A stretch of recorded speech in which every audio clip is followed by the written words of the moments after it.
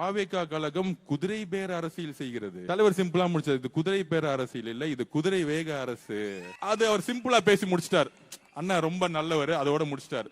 ஆனா நம்ம அப்படி இருக்க முடியாதுல்ல, அது சொல்லணும்ல. குதிரை பேர அரசியல் யார் நடத்தினது நான் சொல்லிடுறேன். எல்லாம் ட்ரை பண்ணி பார்த்தாங்க, ரிசல்ட் வந்துருச்சு. நம்ம 108 நிக்கிறோம். சுமார் ஒரு 20 தொகுதியில 500 ஓட்டு 300 ஓட்டுல தோத்து இருக்கோம். அது எப்படின்னு நம்ம அதுக்கப்புறம் விசாரிச்சுக்கலாம், விட்டுருங்க. தோத்த பிறகு என்ன செஞ்சிருக்காங்க, நம்ம தலைவர் வரவே கூடாதுன்னு பெரும்பான்மை இருந்தாலே பதவியேற்றலாம் கவர்னர் அவர்கள்.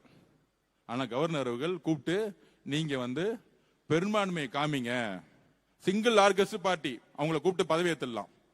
ஆனா கவர்னர் அவர்கள் ஒரு கான்ஸ்டிடியூஷனுக்கு எதிராக 118 காமிங்க, கோர்ட்டுக்கு போனா 1 மாசம் ஆயிடும், வேண்டாம் நம்ம பெரும்பான்மையை காமிச்சிரும்னு எடுத்த உடனே முதல்ல வந்தது தலைவர் ராகுல் காந்தி அவர்கள். தமிழ்நாட்டுடைய சூழ்நிலையை புரிந்து தமிழக வெற்றி கழகம் தலை வணங்குகிறது திரு ராகுல் காந்தி அவர்களை.